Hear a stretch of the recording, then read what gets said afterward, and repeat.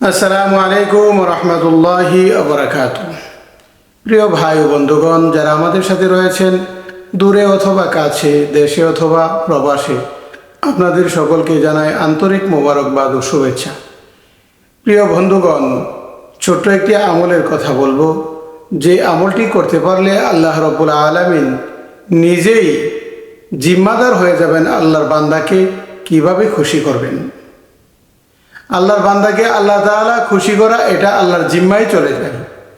প্রিয় ভাই ও বন্ধুগণ, এমন একটা আমল, যে আমল করলে আল্লাহ তাআলা নিজেই তার বান্দাকে খুশি করে দিবেন। এর মানে কি?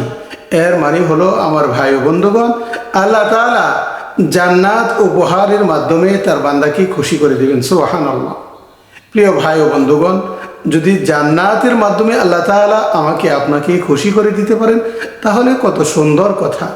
প্রিয় ভাই ও বন্ধুগণ, তাহলে আসুন ওই আমলটি কি আমরা একটু জেনে নিই। প্রিয় ভাই ও বন্ধুগণ, হযরত সাওবান রাদিয়াল্লাহু তাআলা আনহু থেকে বর্ণিত, তিনি বলেন, রাসূলুল্লাহ সাল্লাল্লাহু আলাইহি ওয়াসাল্লাম ইরশাদ করেছেন, যে ব্যক্তি সকাল সন্ধ্যা একটি দোয়া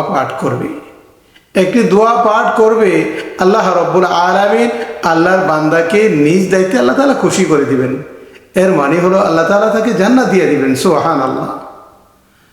জান্নাত অবধারিত করে দিবেন। প্রিয় ভাই ও বন্ধুগণ, তাহলে আসুন ওই আমলটি কি। সাওবান রাদিয়াল্লাহু তাআলা আনহু বলেন, রাসূলুল্লাহ সাল্লাল্লাহু আলাইহি ওয়াসাল্লাম বলেছেন, যদি কোনো ব্যক্তি এই দোয়াটি পাঠ করে রদিতু বিল্লাহি রাব্বান ওয়া বিল ইসলামি দীনা ওয়া বিমুহাম্মাদিন নাবিয়্যা ওয়া রাসূলা।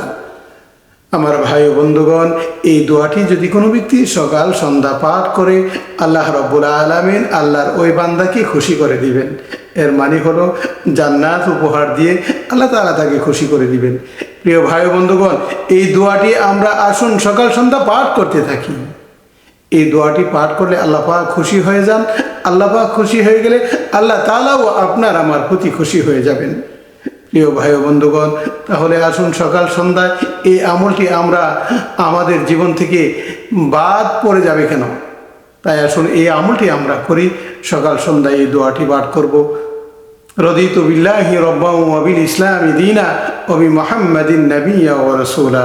আল্লাহ পাক রব্বুল আলামিন আমাদের সকলকে এই আমলগুলো করার তৌফিক দান করুন। আমিন।